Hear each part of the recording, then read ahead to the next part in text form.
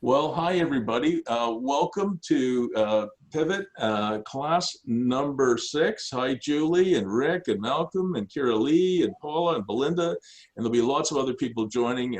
But I do start at noon and we finish at 1:30, so 9 a.m. Pacific time, and we're finished at 10:30 a.m. Pacific time, and Atlantic time is different and Mountain time is different. And we do have somebody who's joined us from Mexico, so I don't know what the time is.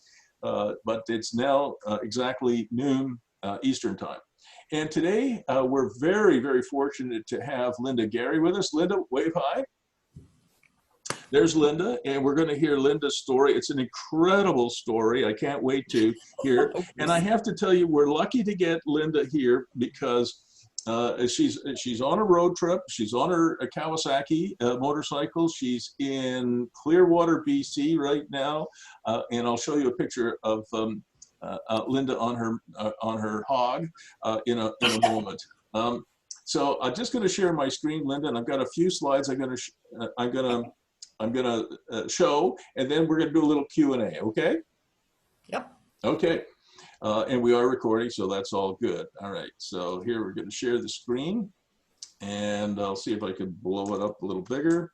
All right, so we're here today to talk about Pivot Lecture 6, 6 of 9. So we're almost getting there to the end. We'll be finished in July, and again, everybody who tunes in live, I really appreciate that. And then, Linda, there's about another 40 students who actually have to work for a living.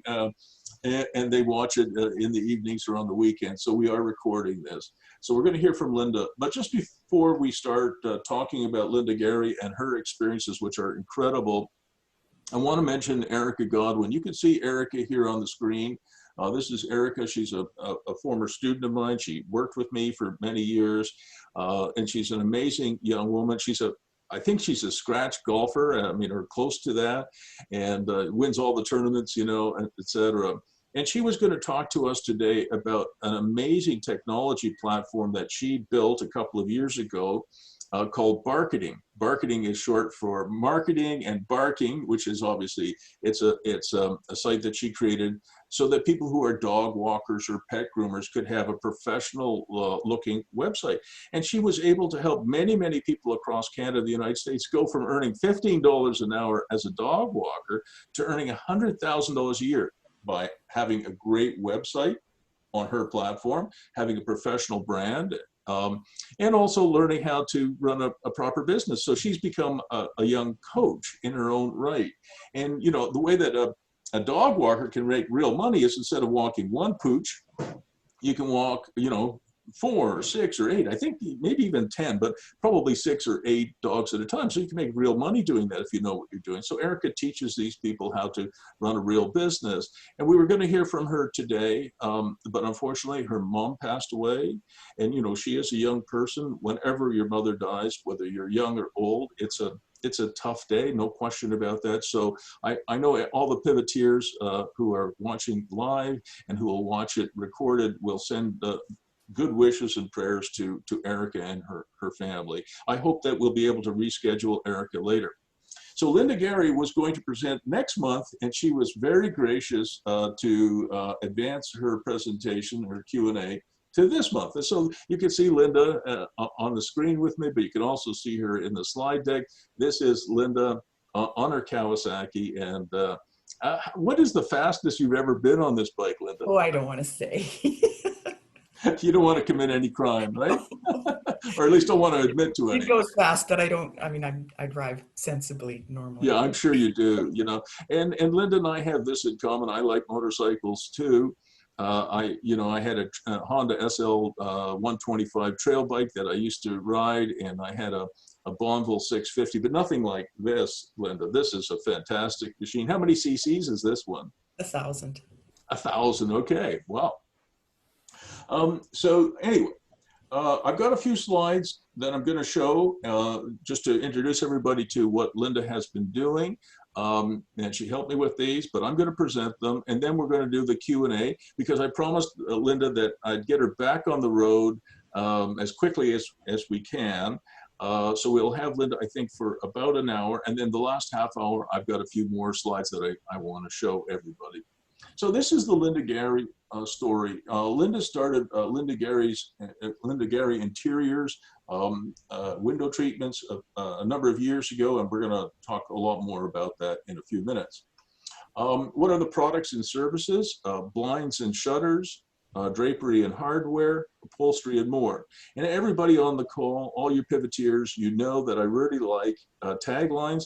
And I think Linda's tagline is, "We want clients for life." That's right on Linda's website. I just stole it from your website, Linda. And and I agree with that. You know, I'm a real estate guy too, and to me it's always funny. It's hilarious in a way, and maybe not a great way, that a lot of landlords view their tenants as the enemy. You know, I don't. I view them as clients. And Linda has a very caring and sharing way about her when it comes to clients. So she wants clients for life. That's the LGI way. And then Linda shared with me her and Cal, her husband, their dream. And I just going to go through it very quickly, Linda. And they moved from Calgary to some acreage on Vancouver Island. In 1984, they just left their successful jobs, packed up and moved everything, including two little boys, 2 years of age and just a toddler, really, and then a baby at 8 months old, in a borrowed motorhome. They moved onto a treed acreage, didn't have a house, didn't have a toilet, they didn't have jobs. There was a phone, but you know, it was the days before cell phones. So you had to go to the telephone pole and do that. And Linda, when I lived in Australia in the 1970s, you know, only rich people had phones. We did not have a phone in our house. You know, we had to go to exactly the same thing. We had to go to a public telephone if we ever wanted to make the call. So Linda acted as her own contractor. She found the trades, the local trades, and she built a house. She and Cal built a house in 8 weeks. Think about that, you guys, 8 weeks. And she says, Linda says in the slide, motivation does that. And then they had to figure out, after they left all their cool jobs and great jobs in Calgary, how do you make money? And right at the bottom of my slides, you'll see that this is a comment that I would make on all of this, this incredible story. And that is, at some point, every pivoteer, every entrepreneur is going to face a choice. And that choice is, do I get in the boat and start paddling across the ocean of entrepreneurship, or do I stay on the shore in my comfortable job, if you have a comfortable job? That is a tough choice. You know, having a job is a meaningful and important thing in your life. It pays your bills. And being an entrepreneur. And what I have found is, if you have 1 foot on the shoreline and 1 foot in the boat, it's kind of unstable, right? And at some point, most of us face a choice of either we launch and we go full bore, we try and row across the ocean as entrepreneurs, and it's risky, it's wavy, and there's winds and there's currents, or we stay on the shore and we just keep our job. And both are fine choices. But at some point, it's gonna be an either or in almost every case. And certainly, Linda, you would have had that experience. This I didn't know about Linda until she sent me these slides. During the next 15 years, they started not 1, not 2, but 5 successful businesses together. And do you remember what they were, Linda? Yes. My husband started a sharpening shop, a mobile sharpening shop. And then we sold that. And then we started, that was at the height of when Ubrew came in. We just started it in August, and we were open on September 15th, a Ubrew. And it was a time when there was a strike on. So everybody was looking for cheap liquor. And so they came and they joined. And COVID-19, cheap liquor for sure. We had so many business, there was so much business during that time. Then we sold that one. That was called Great Fermentations. And let's see, then Cal, he had a mobile mill. Was that a lumber mill? A lumber mill. And Caledonian Water Systems, which was wells and pumps and things like that. And then my business. Wow. So 5 my different business kind of businesses. carried us through the whole thing. Yeah, that's fantastic. I own a property, a 162-acre property, and we were developing the property for a subdivision.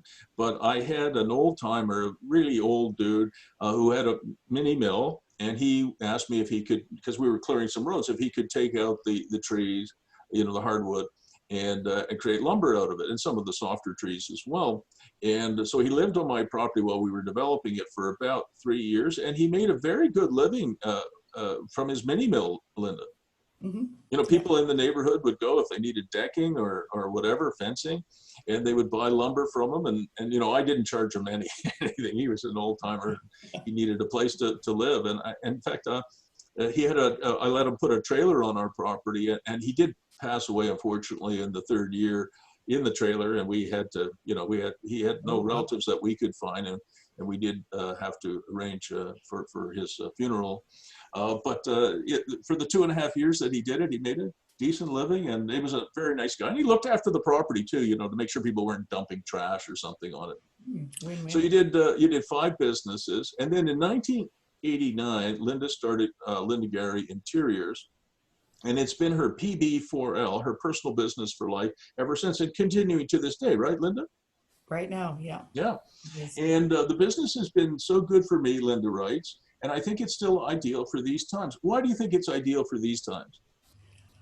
Well, I'm not sure about I don't not sure why I think these times, but it's ideal for all times, I think. As a mother, it was really ideal for me because I could do my business in off hours, or when I homeschooled my kids for a little while, so I'd Oh, homeschool them in the morning, and then take up appointments in the afternoon. Um, that was when they were a little older. It's People are positive when they're doing this because yeah. they're making improvements And, on and, their home. and just before we started recording this, Linda, you did mention to me that in the era of COVID-19 that we're in right now, people do seem to be at home a lot, and they might think about new window treatments. That's true. Not only window treatment, well, just everything. They're. I've been getting a lot of calls lately. What It's kind of calls have you been getting lately? we've decided we're sitting here looking at this and we think we need new blinds, or we're upgrading, we're doing some things. So can you come and help? Yeah, And perfect. I can. We'll stay apart, but I can come.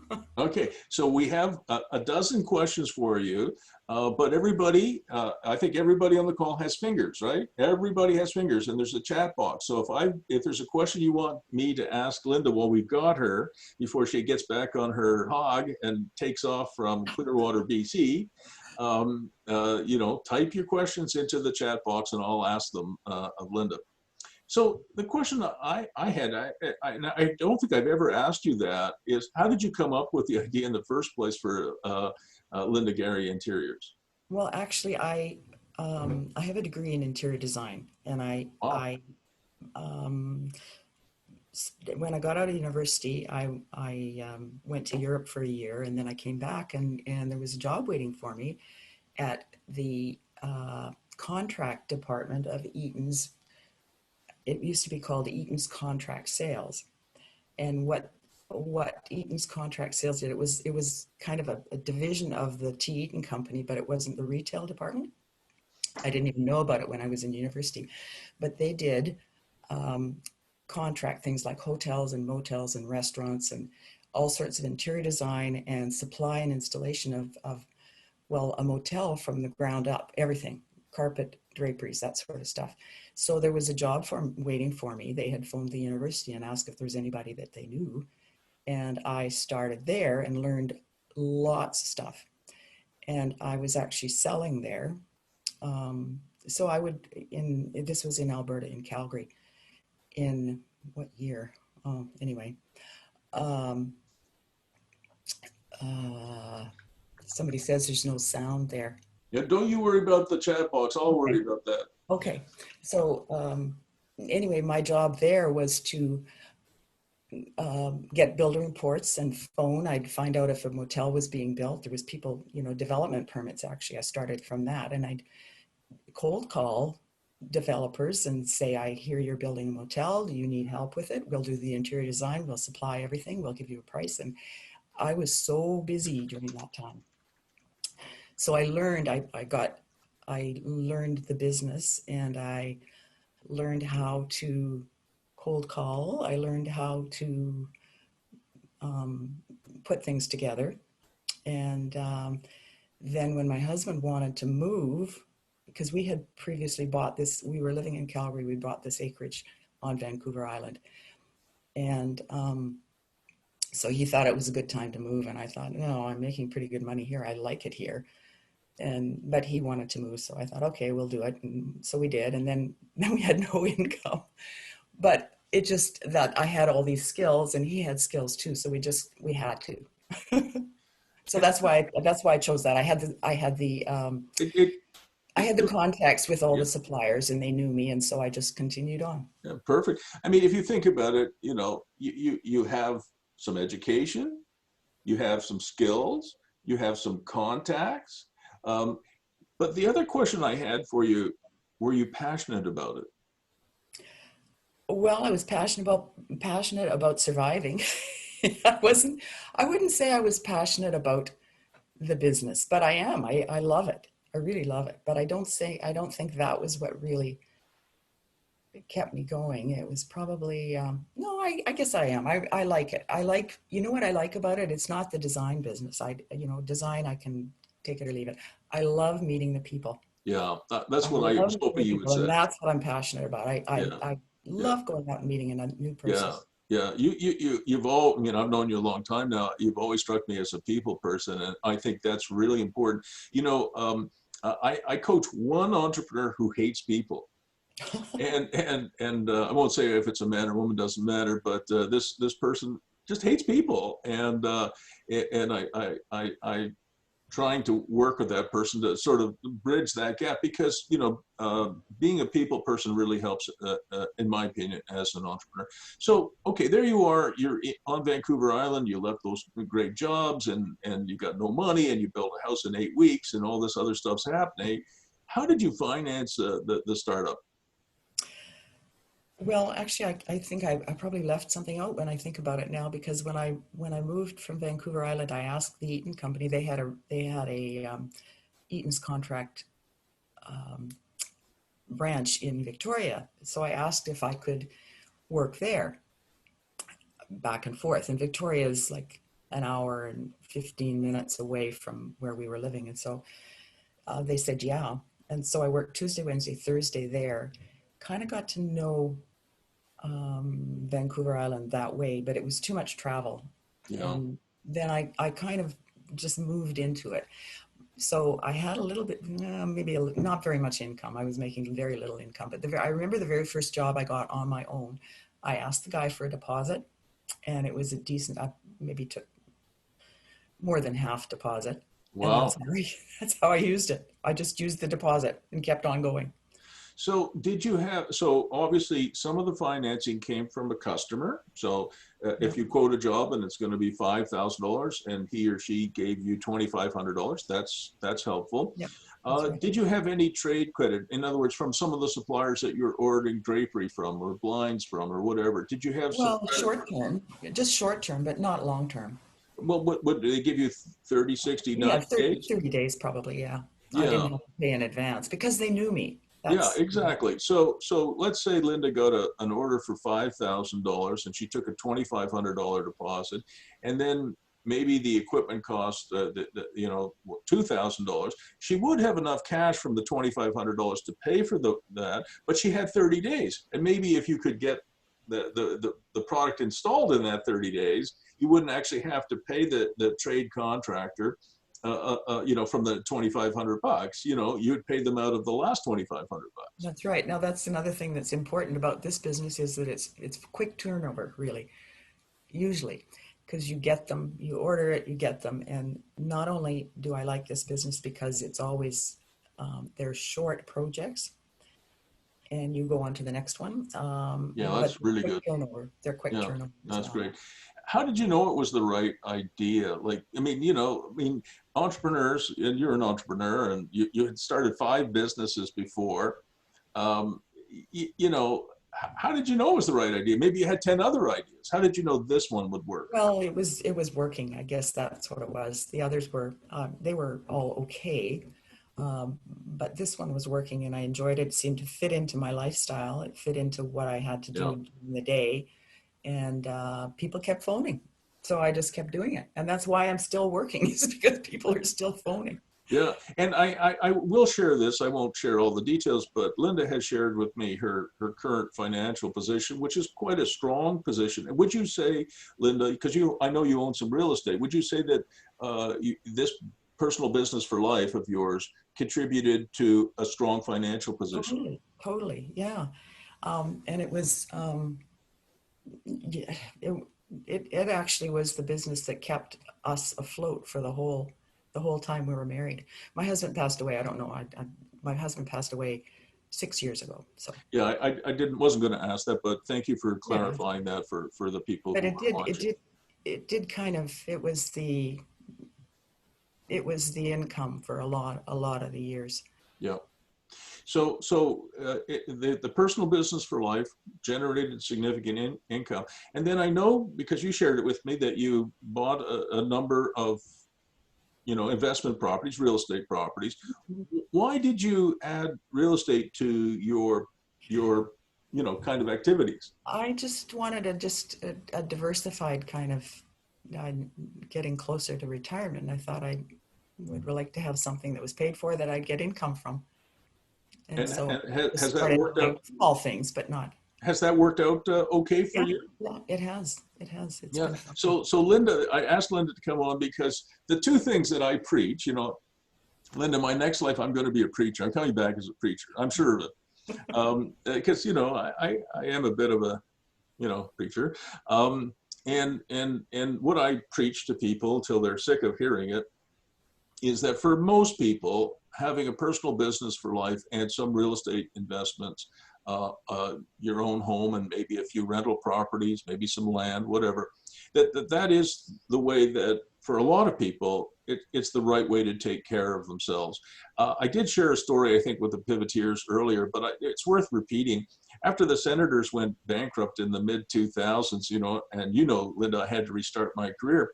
I went and I talked to three of the so-called top financial planners in Ottawa to give me some advice. I was 54 and I had a wonderful business. I had a great career, and then all of a sudden everything went away.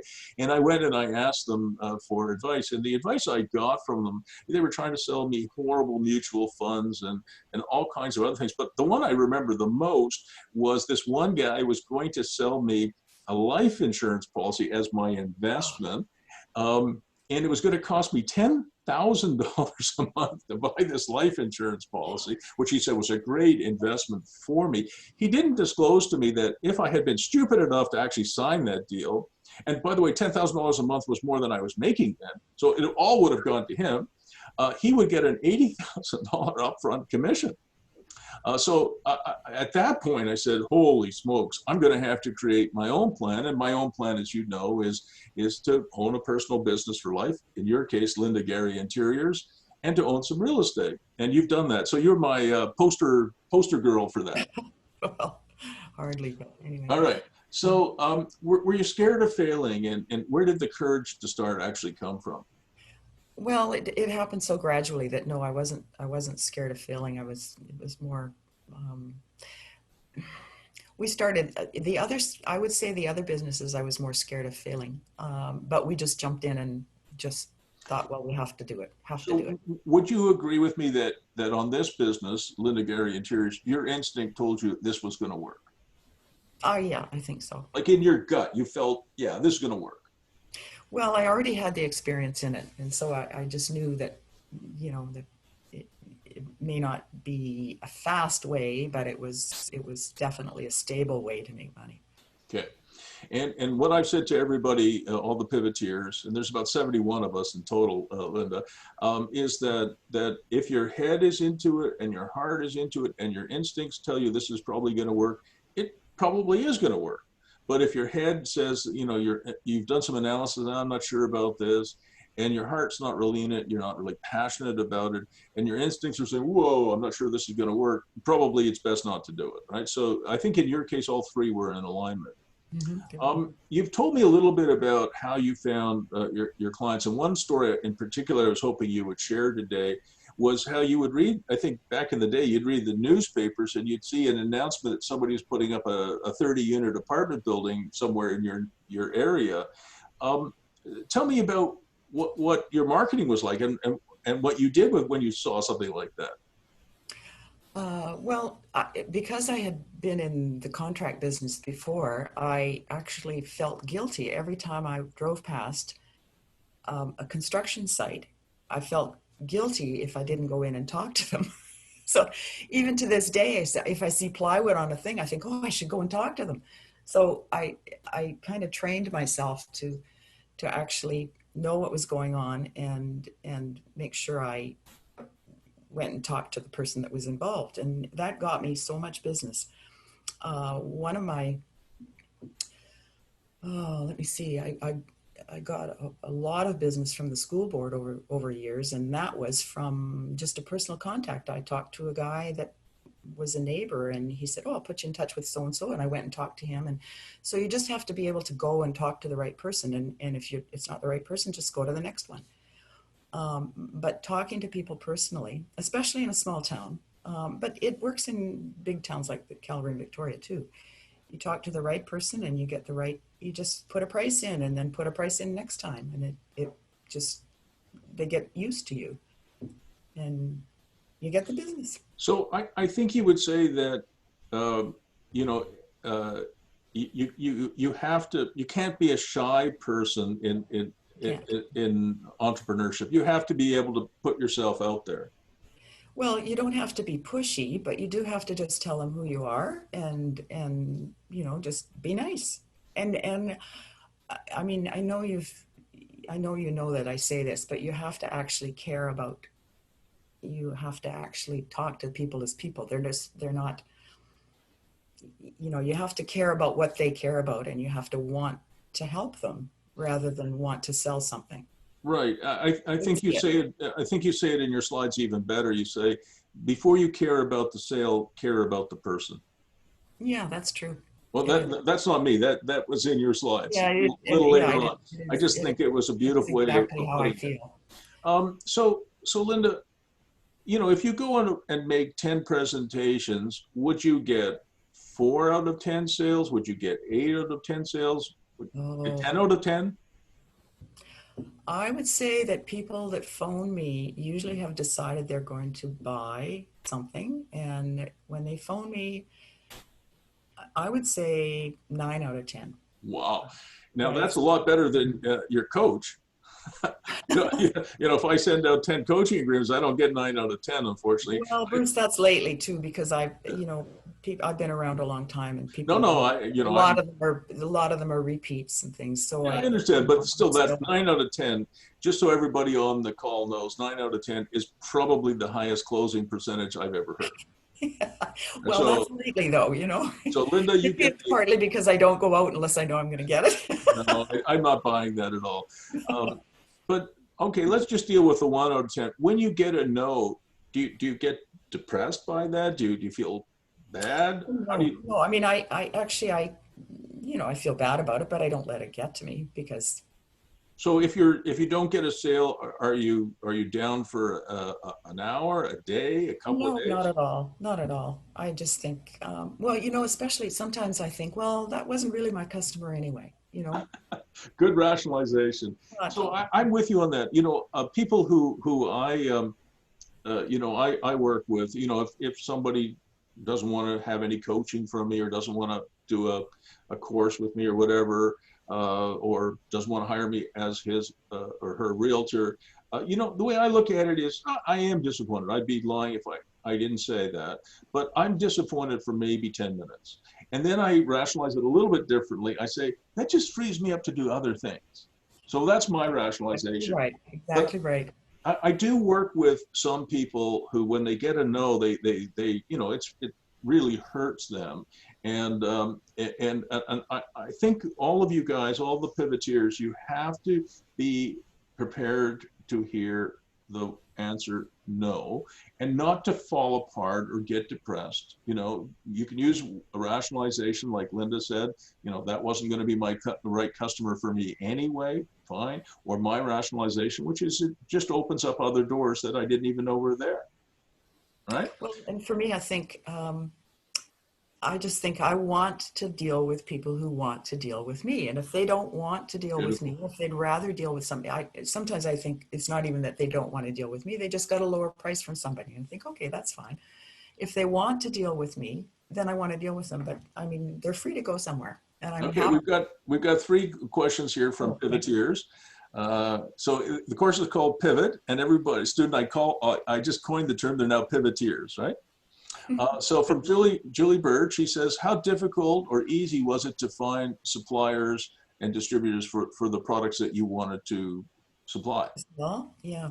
Actually, I started, I don't know if anybody are familiar with Abbey Blinds. It's an old company, an old Canadian company. And so they were my first supplier. And then some of them just kept coming to me. And now I've got so many suppliers that I almost can't sell them all. I got to weed it out. But no, it wasn't that hard. But I would say that when you're starting out, get a few good ones that supply, I mean, depending on what product it is, but if you're doing my product, you get one supplier that supplies a lot of different products and deal with them and kind of become a main um, distributor for their products. And then you get a bit of credibility rather than spreading yourself so thin Yeah. over everybody and giving everybody a little bit of business. And Julie, I would add to that, it's very important when you're a startup to have suppliers that will supply on time, that Oh will yeah. supply exactly what they said they were going to supply, that Yeah. it comes to you without any mistakes, so you're not having to do the installation twice. And also, it's very important to get trade credit.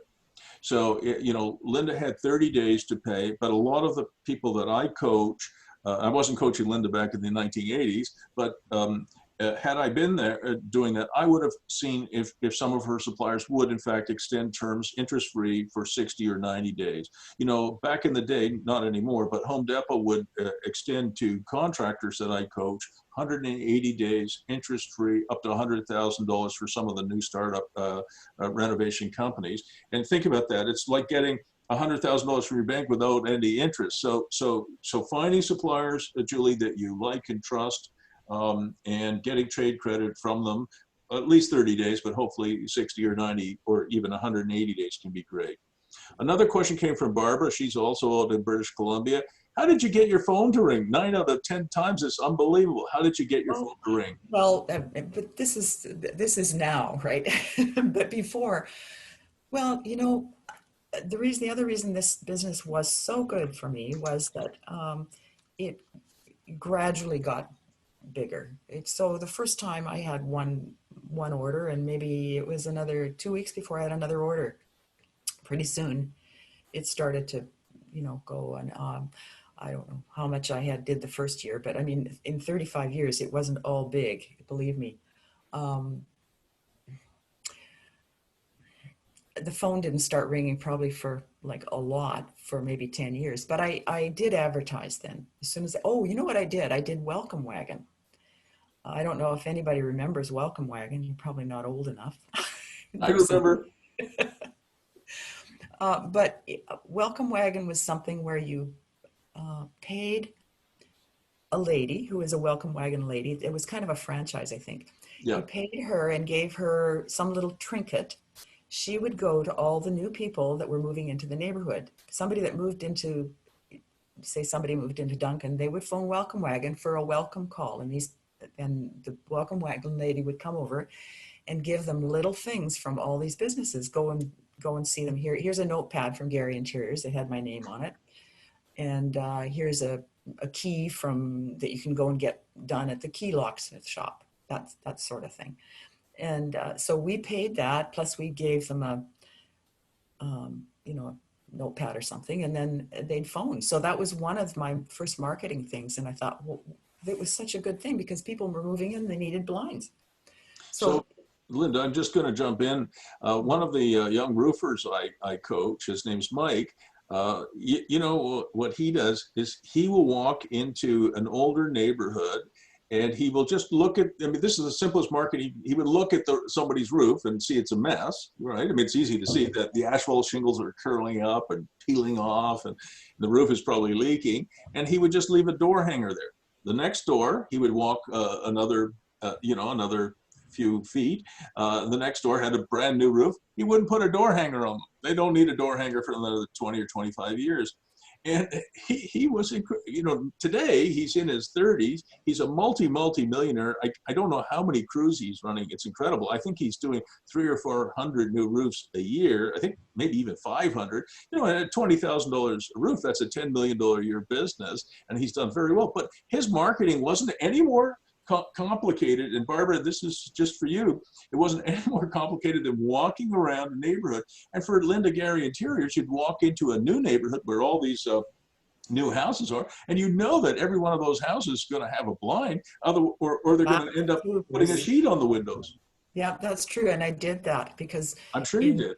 In that, probably after 5 or 6 years being it was starting to be a little bit of a boom. When I moved in, that's why we built the house so quickly, was because there were so many trades out of work. So everybody was clamoring over my job. But maybe 5 or 8 years into being here, we started to have a building boom. And I would go into those neighborhoods on a Saturday because I knew the owners, even if they were having it built, they would probably be there on a Saturday. Yeah. And I'd just leave them my card, or I had a little, maybe one of those notepads, that sort of stuff. And I'd just leave it with them and got lots of business that way. It's obvious whether people have blinds or not. That's one of the advantages of this business. Now, I don't do that anymore just because. Yeah, you have enough. I mean, at a certain point, Barbara, at a certain point, you roll the stone up the hill, you're doing all the marketing and all the hard work. And then at some point, just as an entrepreneur, you don't even realize that you're at the top of the hill, it rolls down the other side. It's very true. At that point, word of mouth, like my coaching practice now is at a size and scale where the amount of marketing I do is quite a bit less than the first year, right? Because people say, Bruce is not a bad teacher, he's not a half bad coach, and then people they have friends, so they call you.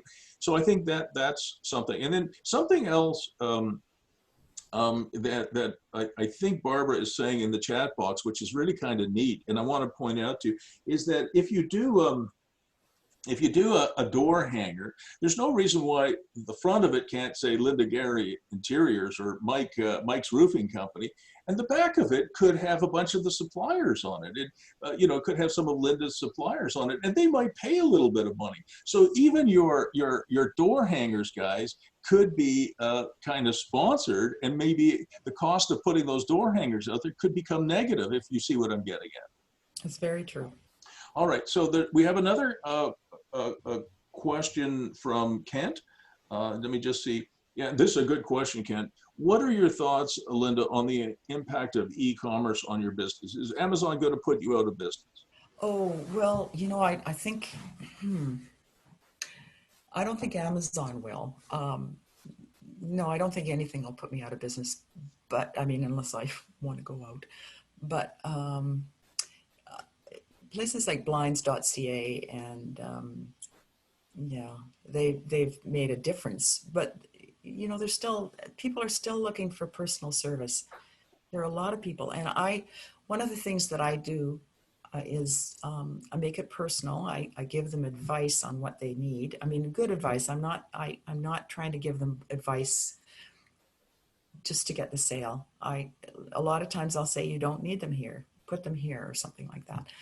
So they're looking for that. They're looking for a measurement, and they are, they like to deal with people. And some of them, I try and make it easy. It's just, it makes it fast for them. A lot of people say it's so convenient because I'll come to their house. They've got it ordered in 10 minutes. We come and install, and that's it. So I don't think we'll ever go out of business because of that. I don't think so. I don't think so either, Linda. And Kent, I work with a lot of techies, and they think everything can be done in a touchless manner. not just because we're in a COVID-19 era, but even before COVID-19 hit, that everything could be touchless. And I don't agree with that. I'll give you an example. This morning, just before we got on this call, I'm buying some containers from a New Brunswick company called CoverTech. And you can go on and you could spec the size of the containers and, you know, all kinds of other things.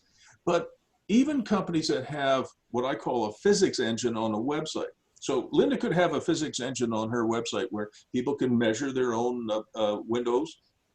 They could go in and they select the different types of things. You know, they could even, you know, create a bit of a design, etc. You could reverse out a lot of the work to them.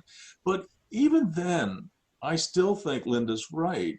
And tech guys were very late to discover this, that people still want to call somebody and talk to somebody who has the kind of experience that Linda has with design and different fabrics and different this and motorized that, because a lot of this stuff is motorized now.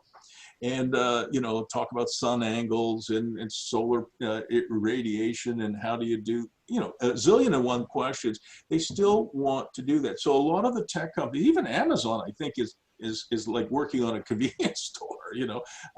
Mind you, there won't be any people in that convenience store, but they're still thinking about, you know, having a presence in physical reality. I think there are actual Amazon bookstores now, so it's not just, you know, so I do think that we went at one point, it's all going to be online. You don't need to have any human beings involved. And I think it's coming back to a balance where it's a bit of combination between bricks and sticks and websites and reverse out the work in physics engine. But I really think the human touch is crucial. And I don't think that's going to go away. I look at Linda as a curator. And a curator is a profession that, in my opinion, 50 years from now will still be around. Somebody who really knows the industry, who can curate that for people. So if you're a busy person, Ken, and I'm sure you are, Linda can cut through all the stuff that you might have spent 10 or 12 hours on. She can do that in 10 minutes. And that's what a curator can do. All right, so thank you for that.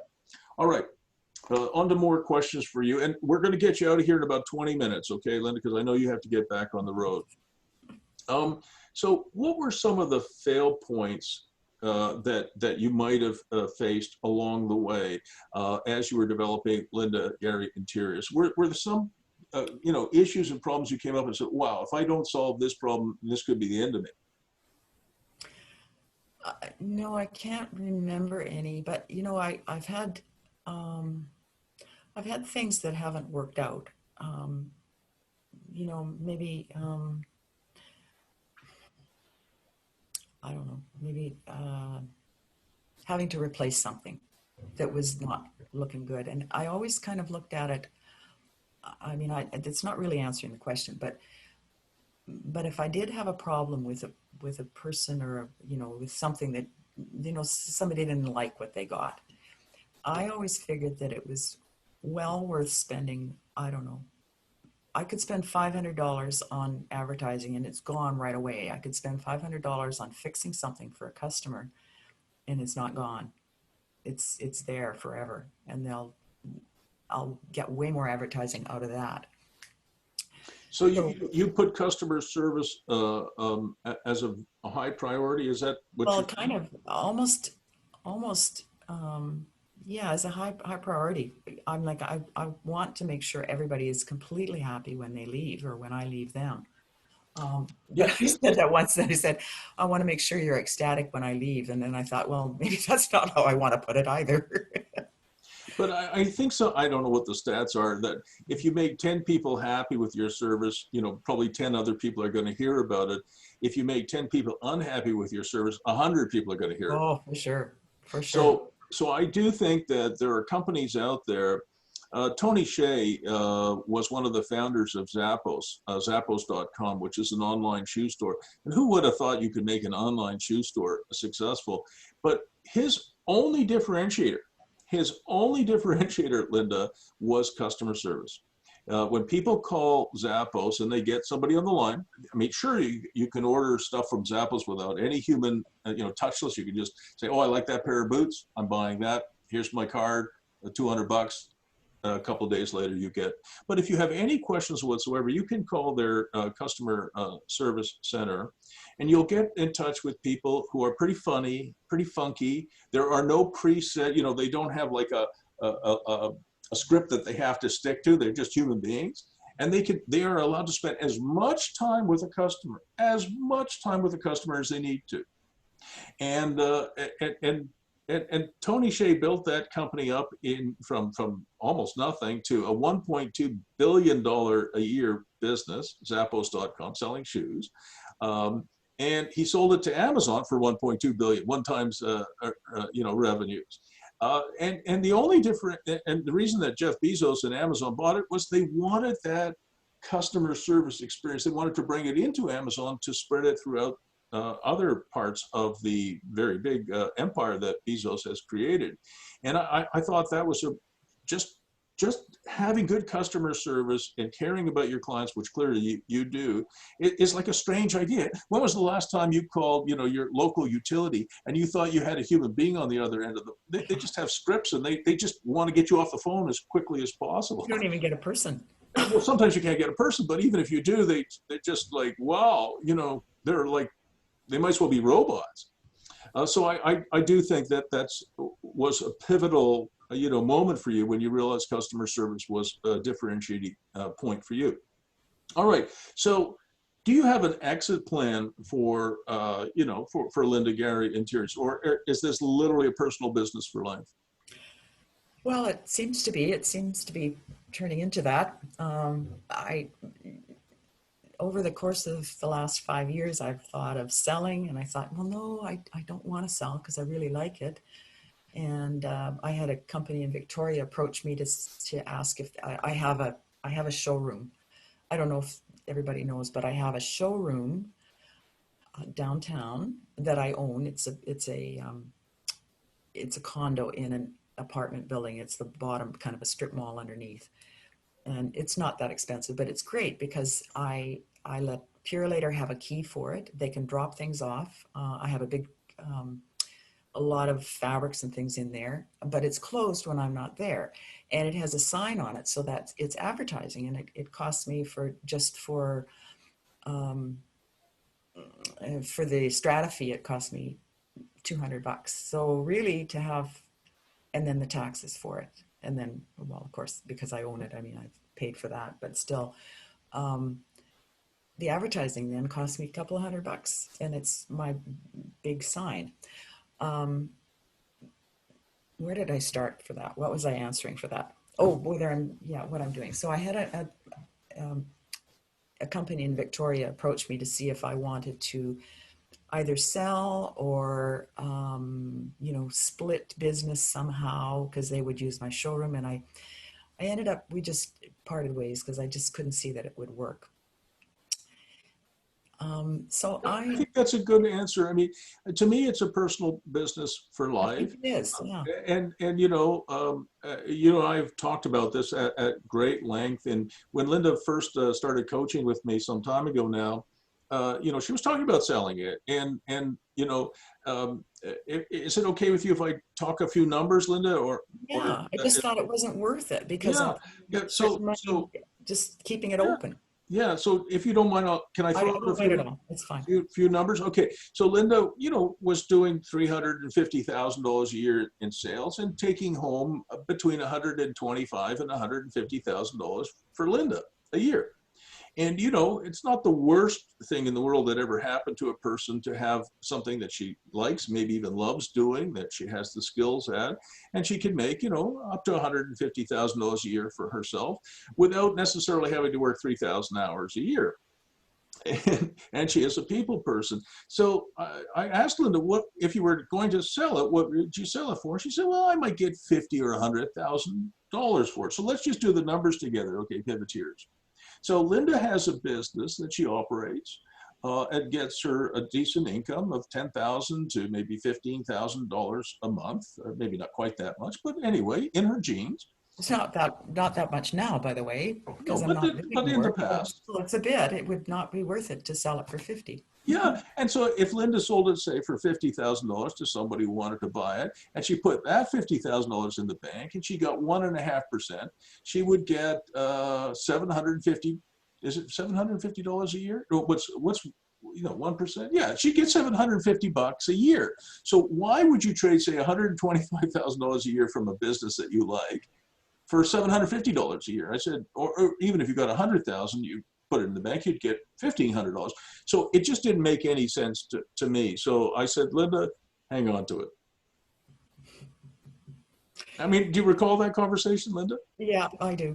Okay. And I just, yeah. So so we get to know Linda a little bit better. I know riding your Kawasaki makes you tick. What else makes you tick? What on a weekly, monthly basis, what gives you like the most Oh, well, I guess my family, my grandkids.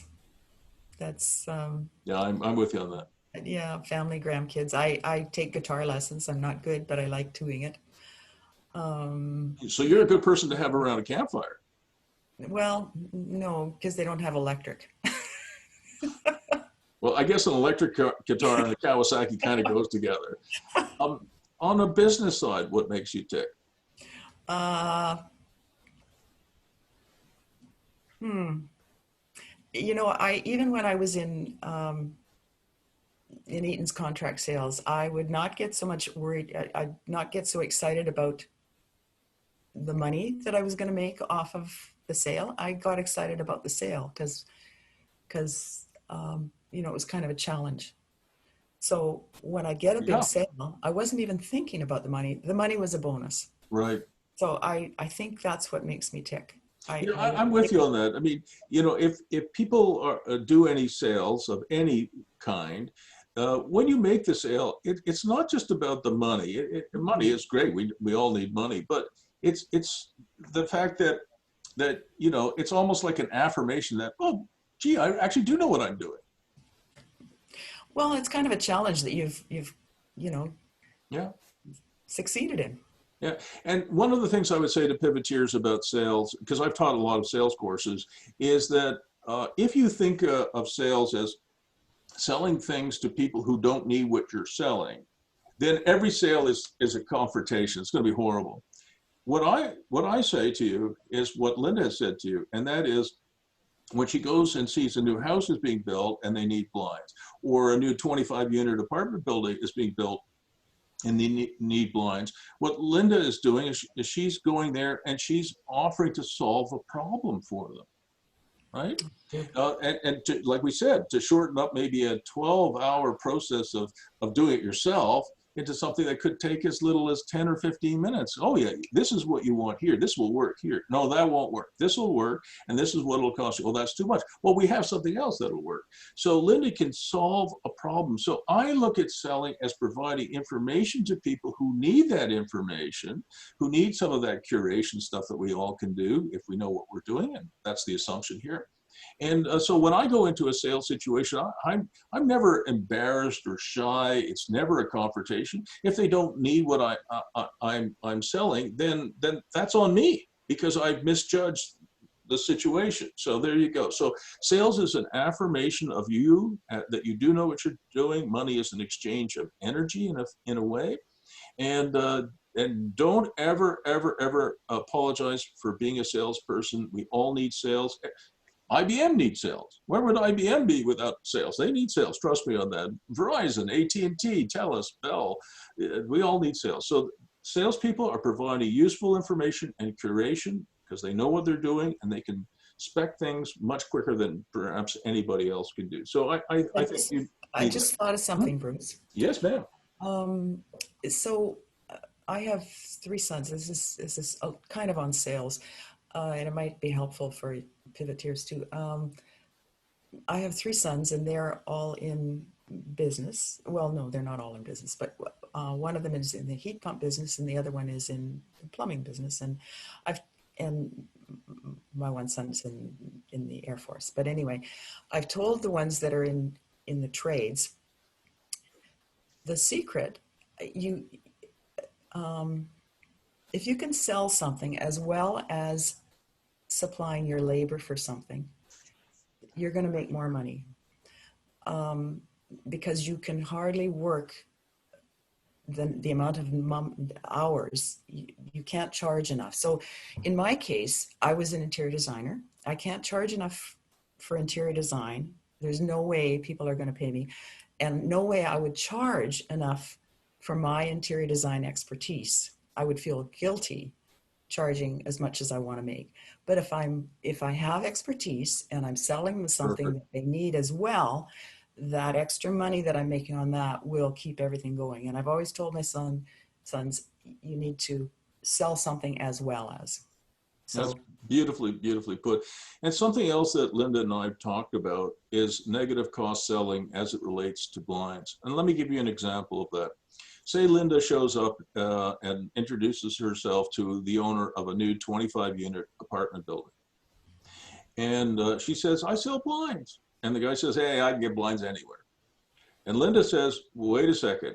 You can't get the kind of blinds that I'm selling, because the kind of blinds that I'm selling are going to cost you a negative amount of money.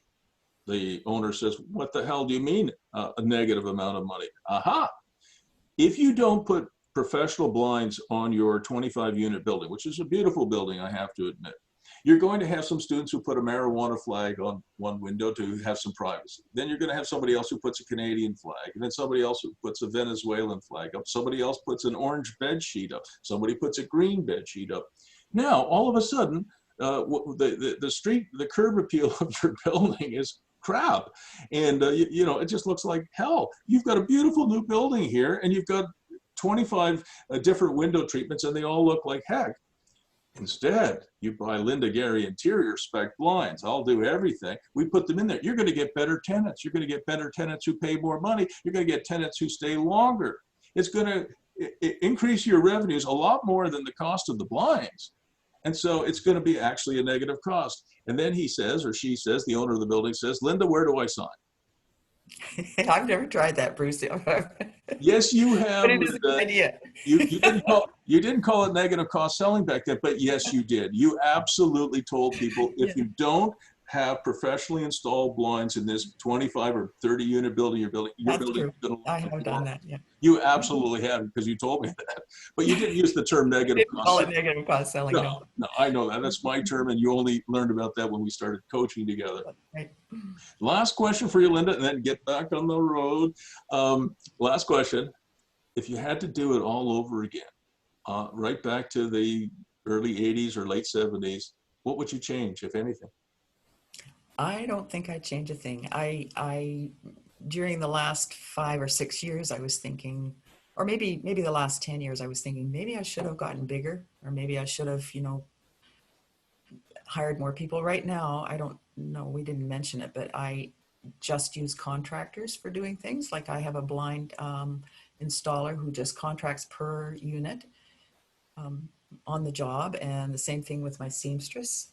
And everything is on a per contract basis, so I have no employees, and it's worked well for me.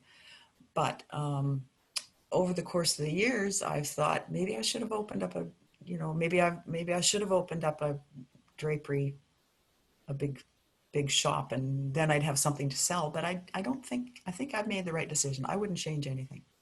I think that's beautifully put. And Linda, if any of the pivoteers would like to reach out to you for advice, would that Sure. be okay? No problem. Are you sure? Because I know Yeah. you're. No, that's fine. I mean, I'm not going to do any coaching, but if anybody wants to ask me any questions at all, not at all. No, So, is it okay if I put your yes, email address in the it is. chat box? Absolutely. All right, so I'll put Linda's email address in the chat box. I promise to get you out in 1 hour. It's now 12:59 Eastern time, so I guess that's 9:59 a.m. where you are. And Linda, everybody is putting in the chat box. This is great. Thanks, Linda. Very helpful. Safe travels, Linda. Oh, Linda, that was helpful. your sharing is so real and beneficial and beautiful. And you are a beautiful person. Thank you. Well, thank you. Thank you very much, Bruce. I've enjoyed working with you. Okay, good luck, everybody. Now, how do I get out here? I can boot you out. Okay, you boot me out. Okay, bye. Right. So what did you guys think of that? If you want to unmute yourself, please do.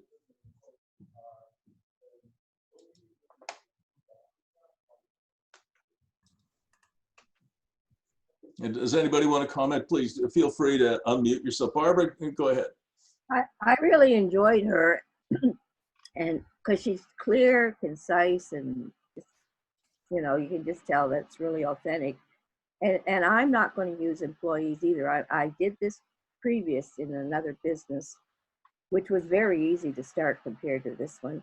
I did the contract employees, and I'm hoping that's going to work because right now Trudeau has given people so much money. I don't know if I'm going to be able to get enough hunger to get the contract, but because it'll be more geared at maybe young moms who can work in the evenings and weekends, it might work again.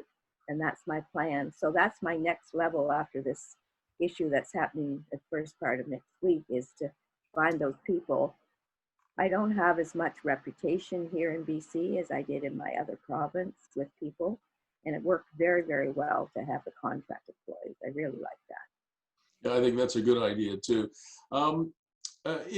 Anybody else want to comment? Unmute yourself. This is the time. Yeah. Hey, Rob. No, it was pretty good, and I think it all comes around to just getting the first step out and getting the first job. So when I was in Toronto and I had a construction company, I just printed up some cards and handed them out to all the other parents from my hockey family. We all coached kids together, right? Yep. And the first project I had was somebody give my card to somebody, and I think I did a doorknob or something like that, and then some painting. And 2 or 3 years into it, I look back and pretty well almost 90% of every job I had something to do with the hockey family, where I just started handing out empty cards to people. So like Linda, it's like you get the ball rolling, and it keeps rolling. So yeah, absolutely. Just to let everybody know, Linda didn't say it on the in the hour that she was with us, but she is prepared if somebody was interested to help them start a Linda Gary interiors business wherever they may be. And you know, for somebody who's on the downslope of her career, because you know she wants to spend more time with her children and her grandchildren, and she wants to spend more time riding her Kawasaki motorcycle. But you know, one of the things about pivoteers and starting a business is a lot of students have asked me over the years, young and not so young, have asked me over the years, well, I've got to start a business that no one's ever thought of before. And that couldn't be further from the truth. Sometimes, just give me a second, Barbara. Sometimes when you start a business that no one's ever thought about before, actually they have thought about it before, but it was a bad idea.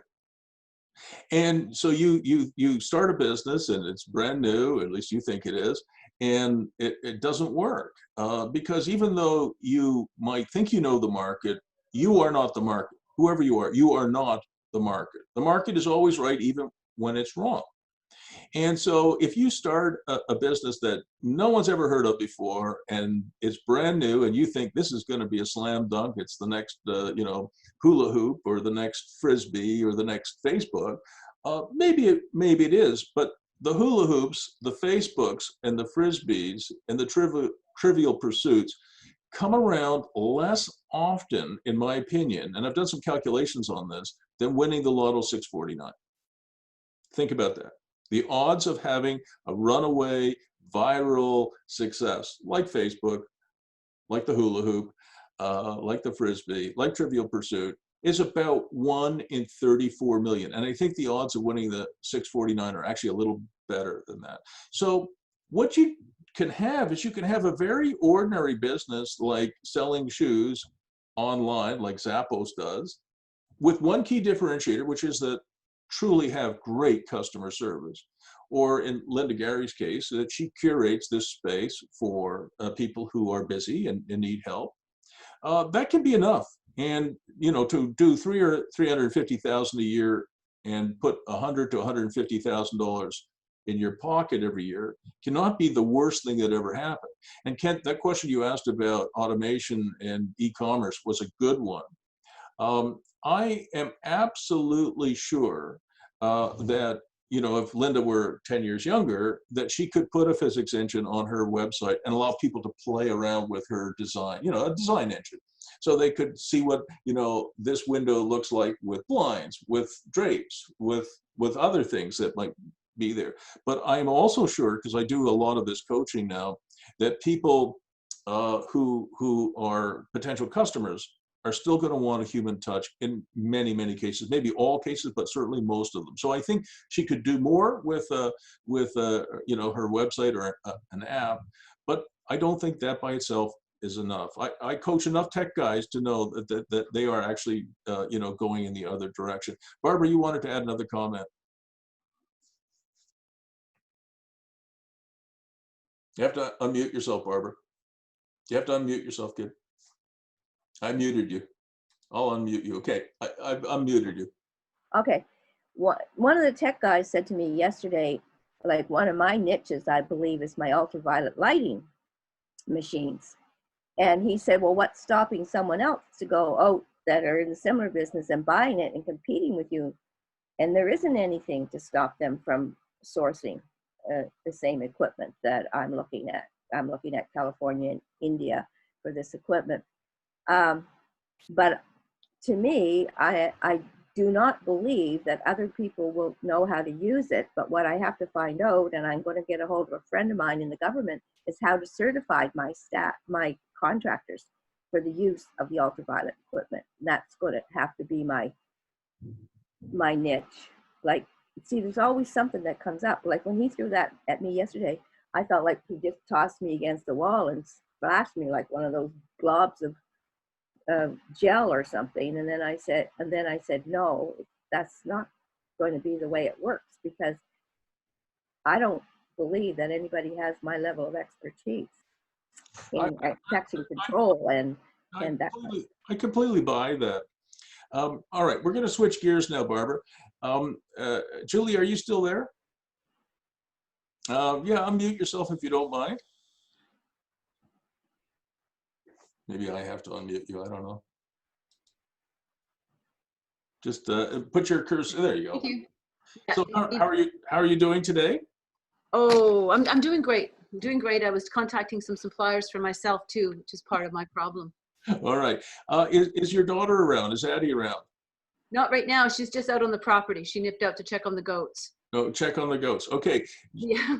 Tell her that we're going to talk a little bit about, she gave me permission to talk a little bit about her ideas. All right. So we're going to, if she comes back in, wave to her, because we're going to spend a few minutes on Addie's startup. Okay. Absolutely. I know she'll rewatch this too. Whatever Sure she will. Rewatches it. Oh, she's a good student. I know that. All right. So I'm going to share my screen with you guys again, and you're going to meet Julie's daughter. Let me see. Yeah, here we are. So you're going to meet, this is Addie. Atticus is her full name, but her nickname, I guess, is Addie. Mm-hmm. And I just love the name Atticus, by the way. It's a fabulous name. She's almost 18. And, I've been doing a little bit of coaching with her. And, of course, she's a pivoteer. And so we've been talking. She's also an athlete, and she does all kinds of cool stuff, as you can see here on the screen. How old was Mark Zuckerberg when he started Facebook? He was a teenager. He was 19 years of age when he started Facebook. How old was David Karp when he started Tumblr, which is a blogging service? He was even younger. He was 70, so around Addie's age, maybe even a little bit younger. And here, Julie, is the challenge for your daughter. Mark Zuckerberg became a billionaire at age 23, and David Karp sold Tumblr to Yahoo at age 27 for $1.1 billion. So teenagers are able to do great things, and whether you're 68 like me or you're almost 18 like Addie, young or old, You know, how old was Colonel Sanders when he started his Kentucky Fried Chicken chain? I think he was in his 60s. So if you're in your 60s like me, or even 70s, you could still run a business and start a business. And if you're a young person like Atticus, being a teenager is not an impediment. So anyway, Atticus told me that she would like to start something called West Coast Coffee. And she came, I don't know if you know, Julie, she came up with this tagline. Did you know her? Did you see her tagline? No, she's a teenager. She doesn't share much with me. Your mom, right? She's probably mother deaf, but so I'm betraying all of her secrets now to mom. But she came up with West Coast Coffee. The tagline, I love the name, and the tagline is "It's for the birds." Now, young people love irony. So, you know, everybody knows when you say, "Oh, that's for the birds," you mean it's kind of a disparaging remark. But for young people, they love irony. So when she uses the tagline, "It's for the birds," she means it's actually great. Okay? So the tagline actually has three meanings. It's a riff on her last name, Bird. It's the opposite of what she's actually means. In other words, it's great. And the third is you could read "It's for the birds" differently. You could say "It's for the birds." In other words, we're helping birds. You know, everyone likes birds. You know, when I wake up in the morning in the summertime, which in Ottawa lasts about 3 days, I have my window open. I listen to the birds for a few minutes, maybe 5 or 10 minutes before I get up. It's a beautiful sound. So you know, I don't know, Julie, you might hate it, but I love her tagline. No, I love it. Actually, our little farm is called Bird's End. We've really worked our name into different things. Well, it's a beautiful name. And do you know anybody who doesn't like birds? I don't. So anyway, I thought it was wonderful. So as you guys know, I think it's really important to have something called DV, differentiated value. You hear it from me every week, right? Every single week. Oh, Firestone's on about differentiated value. So Addie told me about her idea for differentiated value. And her idea for differentiated value was to sell CBD infused beans and different brands of it, brands that would wake you up and brands that would put you to sleep. So she could actually have a coffee that would put you to sleep, because CBD, I don't even know what it stands for, cannabinoid something or other. But because she's not yet 19, she cannot deal in anything related to cannabis. So I said, well, you're just going to be West Coast Coffee, and there's plenty of room out there for coffee and coffee shops, and maybe you should just stick with the coffee shop and worry about the cannabinoid, I'm not even sure I'm saying it right, oils later when you're 19. And then I said to her, you know, you might want to try something to differentiate you. And I think Addie really liked it. And we talked about it. I think we were on a Zoom call actually. And she really liked it. And I said, why don't you do a riff on something that Bon Jovi, does everybody, Julie, do you know Bon Jovi? Oh yeah. Yeah. I love Bon Jovi's music. You know, and so I actually went to visit him in New Jersey at his store. He has a store in New Jersey where he's originally from. It's called the Soul Kitchen, and you can see it here on the screen. And what makes this Soul Kitchen, that differentiates the Soul Kitchen, is that anybody in New Jersey, anybody from anywhere, from out of state, can show up and get a free meal, but you have to do some volunteer work. So it's at 207 Monmouth Street in Red Bank, New Jersey. You can go there. And if you don't have enough money for a meal, they will feed you for free. But then to pay for your meal, you have to volunteer. And they have a farm not far away where they grow their own produce. And you can go and volunteer for half a day or a few hours there, pay for your meal and maybe a little bit more. So it's free, but with a requirement to, you know, do some work. And what I said to Addie is maybe West Coast Coffee would say, anybody who shows up who doesn't have enough money for a coffee, will give you a free coffee, which is really not that expensive, but you have to do some kind of volunteering. Maybe you have to help clean up around the place, or maybe you just have to go and do some volunteer work in the community. Go to your community center, go to a retirement residence and do some volunteer work. You have to maybe clean up the street in front of there, maybe shovel the snow if there's snow around. You know, so I said that might be a very important differentiating factor for you. And for you know, Bon Jovi's Soul Kitchen, you know, people like myself and many, many others who go there, we go there to support the good works that they do. And obviously I'm going to pay for my own meal. I'm not going to go wash dishes. Although I don't mind washing dishes, ask my wife, I do them. But maybe not that often, but every once in a while. And so, you know, it's just a differentiating factor. And I think she really quite liked it. When I was young, I was, when I was 19, a long time ago, I was at the University of California at Santa Cruz. And my girlfriend, my then girlfriend, took me to an all-night donut restaurant. And I told Addie about this. The year was 1969, you know, the year of peace and love. And I went to this, you know, I'm a Canadian there in Santa Cruz, California. And I go to this all-night place, it's, you know, 2 o'clock in the morning, whatever. And we sit there and there's nobody in the store. And the young lady takes me behind the counter. We pour ourselves coffee. We get ourselves a couple of delicious donuts. And we sit there at 2 o'clock in the morning with a bunch of other young people, you know, just chatting and having our coffee and our donuts at fairly early in the morning. And then afterwards, we go back to the counter, and my young friend, she totals up how much we owe, and we owed back then, you know, $1.65. So we put $1, and then we count out the change, and then we added maybe a 25-cent tip. And every once in a while, the owner would come out from the back where he was busy grinding coffee and making donuts and other delicious treats, and he would see some money on the table, and he would sweep the money into the till. Which was never locked, by the way. The till was never locked.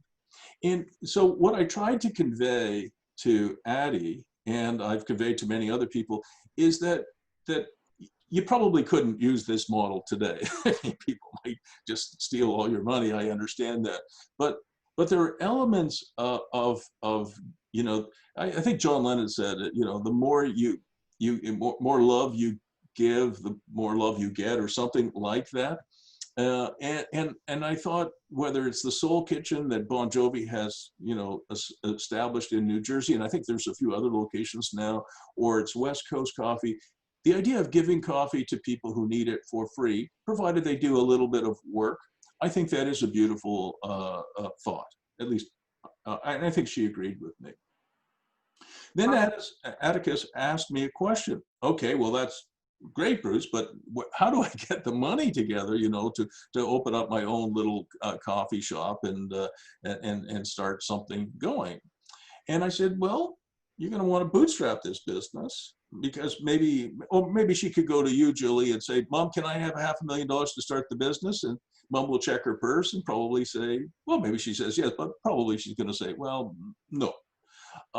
So I introduced her to a fellow pivoteer. His name is Nick Butts. He actually works for the Senators, but he is also learning with us to be a gigpreneur or a pivoteer.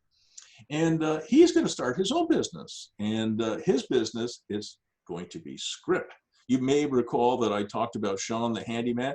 I didn't do it in one of our lectures, but I sent it to you all, and I hope you watched the video of Sean the handyman. And Scrip is a very old idea. You could see a $5 worth of Scrip here from Reynolds Brothers. And, you know, the idea of printing your own currency is not new. The Maple Leaf Gardens was built by Conn Smythe, largely paid for with Scrip, which is kind of funny money, right? You just pay people with, you know, IOUs, basically. And that was done in 1931. The cost to build Maple Leaf Gardens back then was $1.5 million.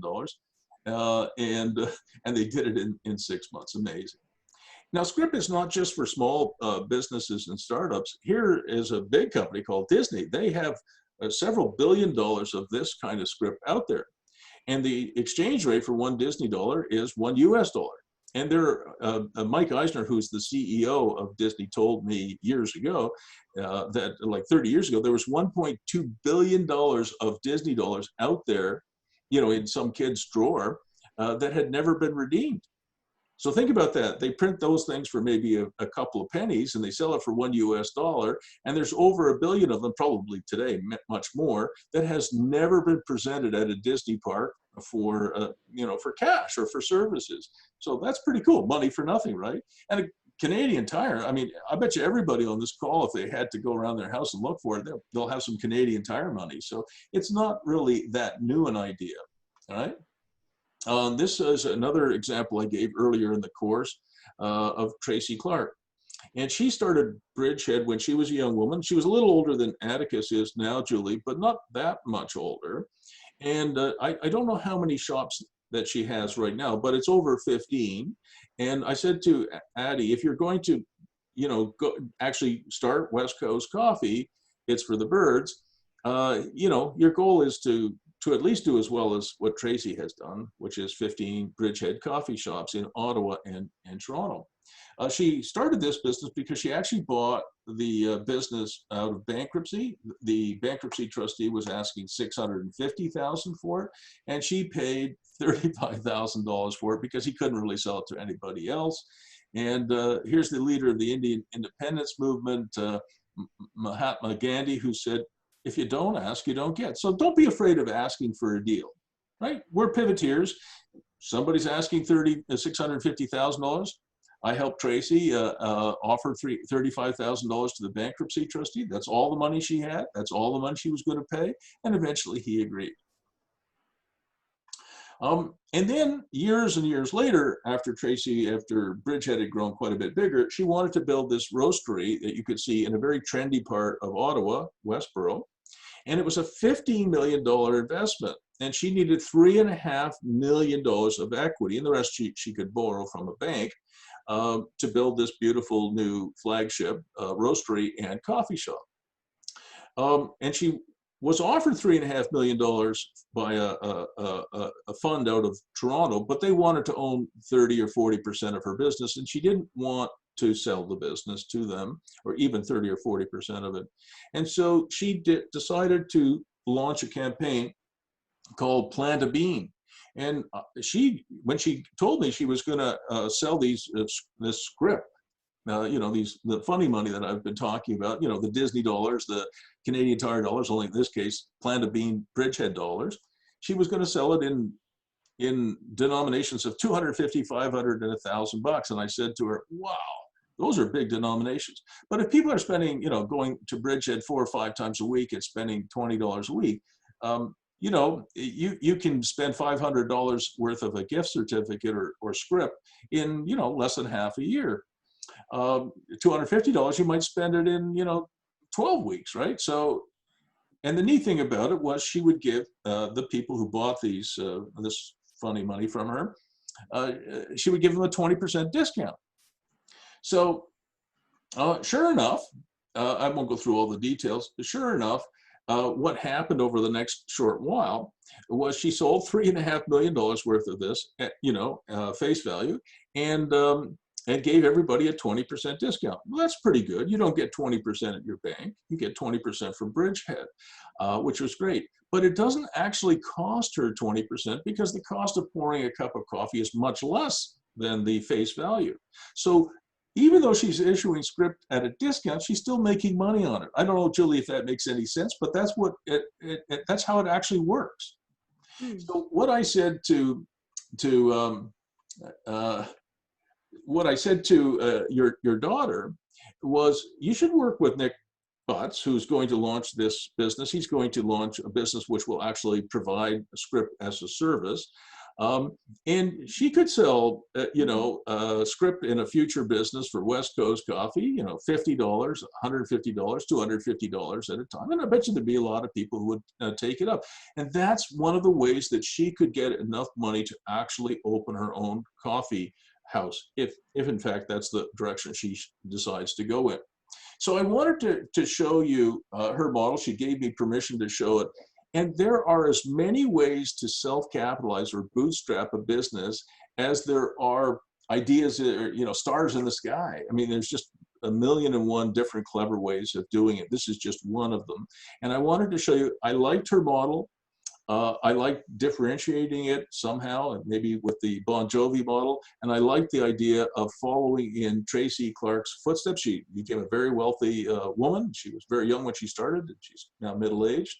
But I really like it for your daughter, Julie. Yeah, me too. Thanks. All right, so do we have any questions before we break for the day? Unmute yourself if you want to add something. While you're thinking about unmuting yourself and adding something, we do not have a pivot class next week. Next week's a break for you guys and also, frankly, for me. If there's some reading that you have to do or some catch-up work you have to do, next week's the time to do it. And then we have 3 more lectures in July. And I'm hoping that we get Erica Godwin back. Erica is a brilliant young woman. She's an amazing person. That marketing thing that she's done, that platform, I mean, she's making serious money and helping people, like I said, when we started, go from making 15 bucks an hour to making $100,000 a year. The other thing I want to mention to you is that Linda Gary, if there's anybody in your network who wants to start something similar to what Linda has done to provide for themselves and their families for the next 25 years, they should reach out to Linda. She's around. Okay, any other questions? Do anybody want to unmute themselves? Put up your hand. Unmute yourself. Are we good? All right. Last question I have here is from one person. I'm not entirely sure what my business should be. I don't know what I'm passionate about, and I feel like my skill set isn't geared to the market. I hear all of these amazing presenters come on, and I envy them because they found things they loved and incorporated that into ideas that grew into real businesses. So I would say to you exactly what I've said to other people today and many others before you. You don't have to invent a business that no one has ever heard of. If you like, you know, or if you thought you could find a way to, you know, to sell blinds and to be a bit of a design freak, that's fine. You can just go and copy Linda's business model. She's offered even to answer any questions that you may have, right? And, you know, there's 1,000,001 things that you can do, and you can add your own little secret sauce to it. It doesn't have to be, you know, E = MC squared. It doesn't have to be like putting a man or woman on Mars. You do need some differentiated value, but there you go. Now, Dustin has asked me, do we have any upcoming homework? Well, I have given you guys a lot of homework, and not everybody has done it. So I have decided not to add even more homework. But if anybody is interested, I'm glad you asked me that, Dustin, in creating a business plan. I've asked you for a business model. That's a 1-pager, right? But if you actually are interested in creating a business plan, I have a, you know, like a 35 or 40-page business plan that you could, I'm happy to give you. That you can use to model your own business plan if you wanted to create a business plan. But business plans are typically not 1 page. They're typically 20, 30, or 40 pages long. But so Roxanne, you're asking for a sample of that. Do not ask in the chat bar. You have to email me because I won't remember. So if you want a copy of my standard business plan, it's pretty cool. Just email me and I'll be happy to give it to you guys. Thanks everybody again for really being part of this. And make sure, Julie, at least Addie watches the last bit, okay? See you guys. And I'll see you in 2 weeks.